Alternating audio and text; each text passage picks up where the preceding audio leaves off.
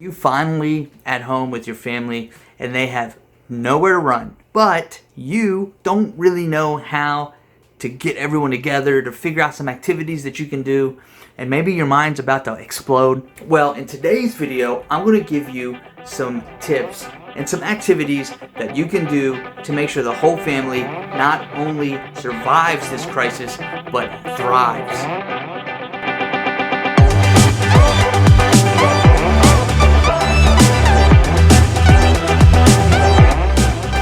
So with the current state of the world, people are spending more and more time at home than ever before. So this provides for some great opportunities to bond as a family, and also gives us a bit more time to get some things done around the house, let's face it. So spending time with your family, it can lead to some questions.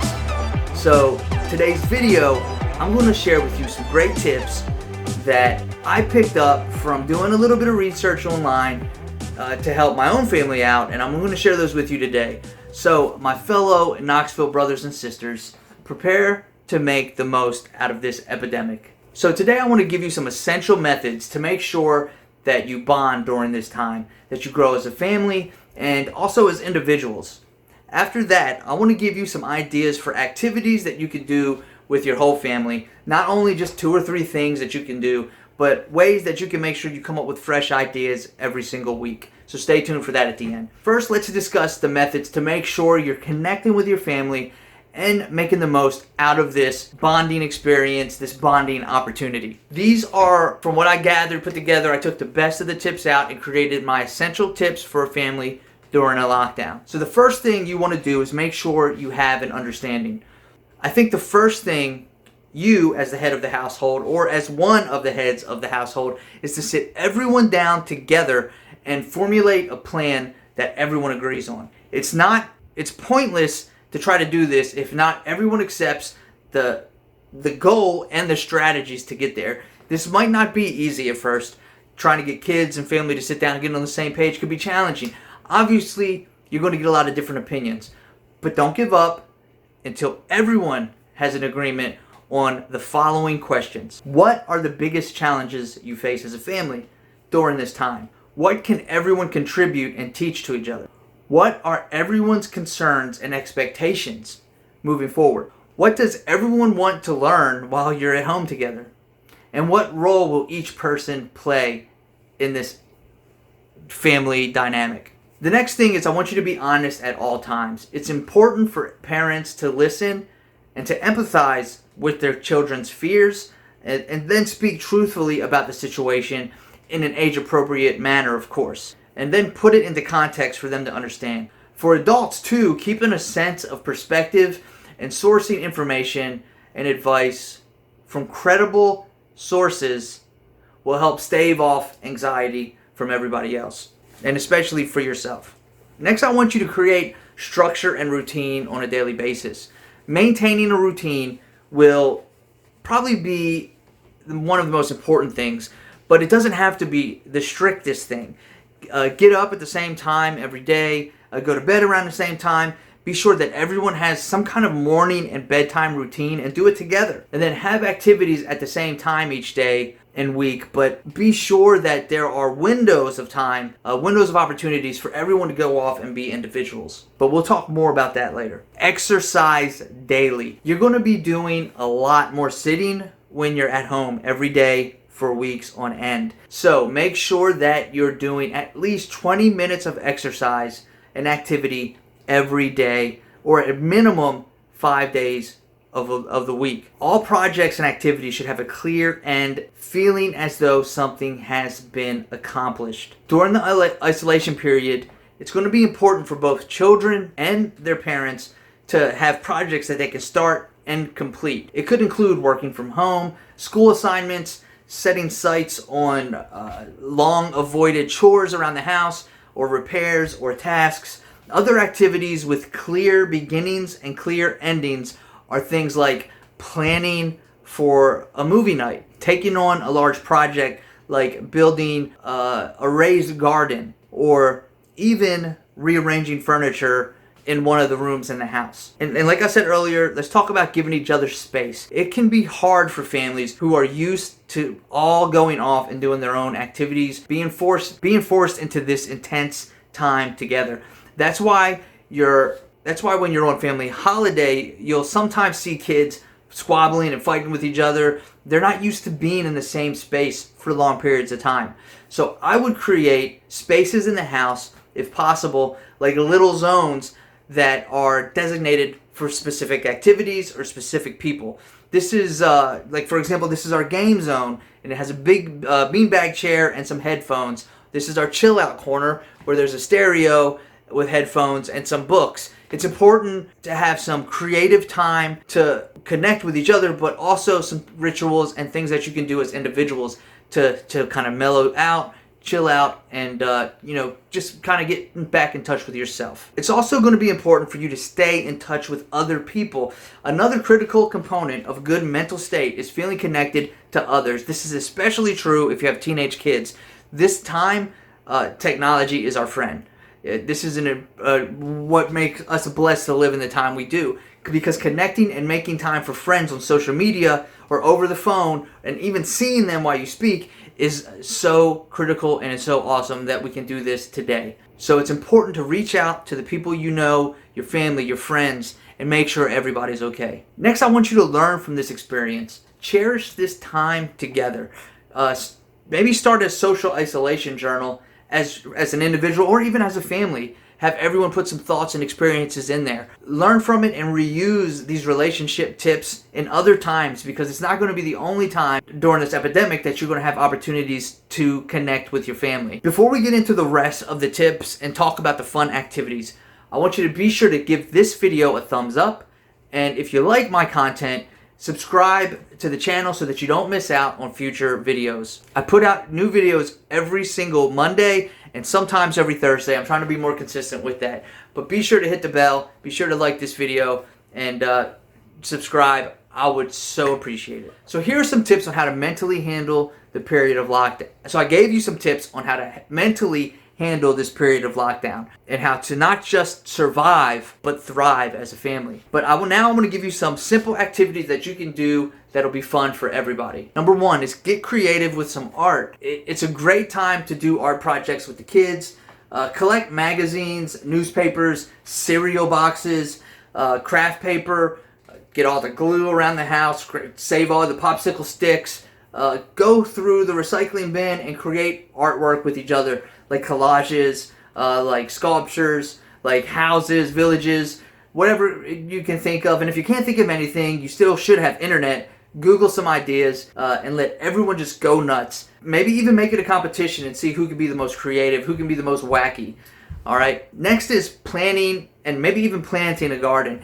Even though the year has gotten off to a rocky start, it's still springtime, and in Tennessee, that's farming season, okay? It's gardening season. We're already getting into it.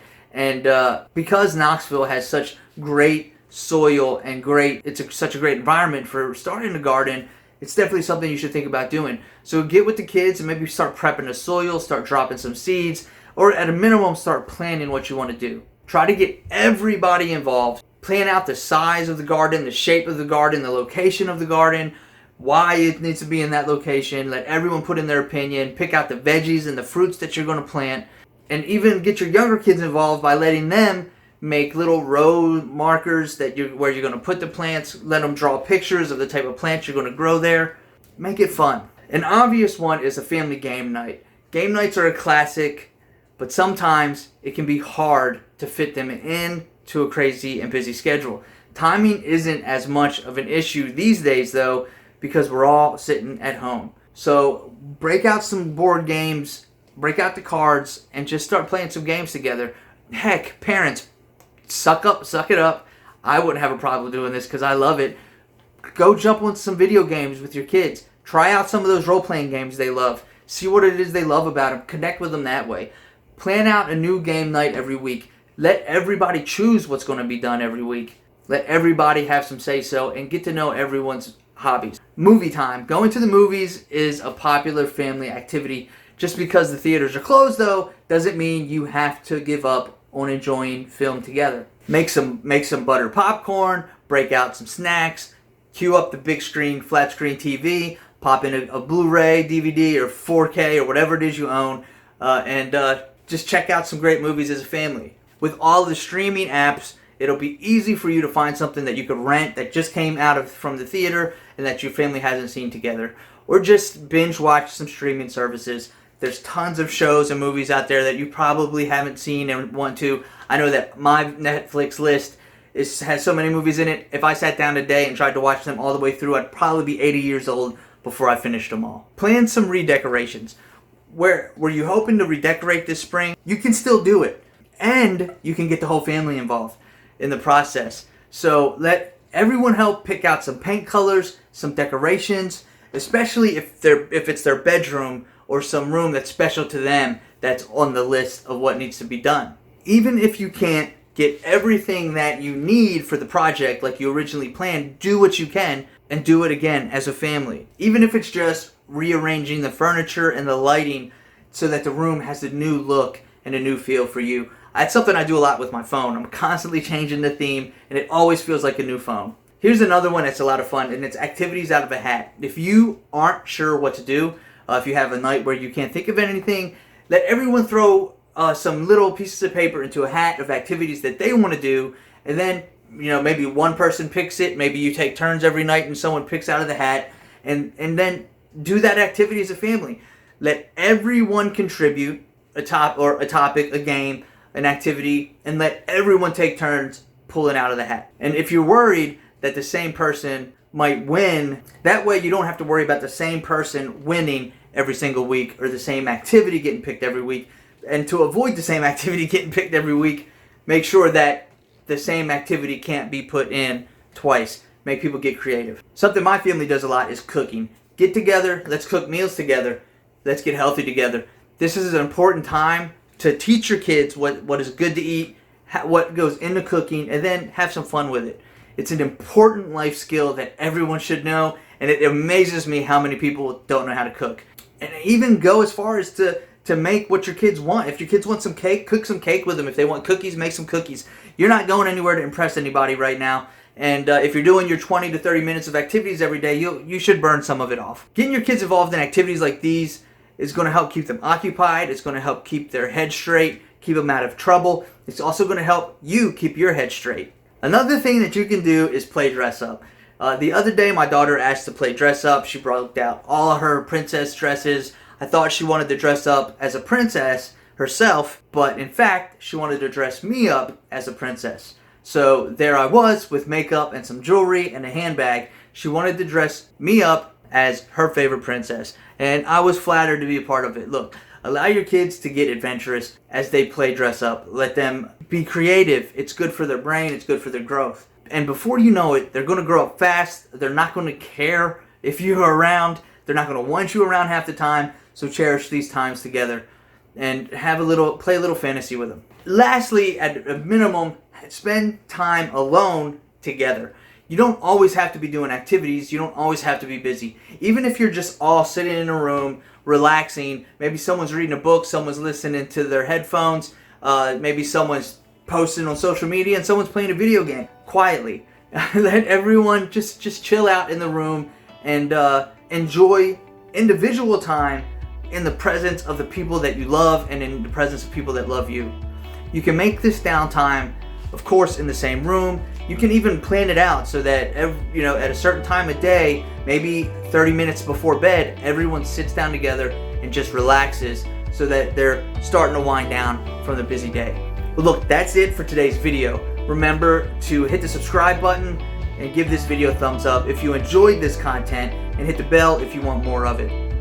As always, be sure to share this video with someone that you think it might help. And I think especially during these times of social isolation and social distancing, a video like this is going to be super helpful for everybody out there. So please take this video, share it on all your social media platforms, tag me if you're following me, and let me know that you're doing it. I think that there's some golden nuggets in here that's going to help everybody survive. My personal opinion, this is going to last a little bit longer than what most people think it's going to, so it's going to be good to start planning for this stuff now. Alright, again, thanks for watching, thanks for joining me today. I'm starting to lose my voice here. I got excited about this video, but make sure you subscribe, you like, share, call me if you need anything at all. Contact information is below. I always appreciate you all coming and checking me out, and I will catch you later. Have a good one. Be safe.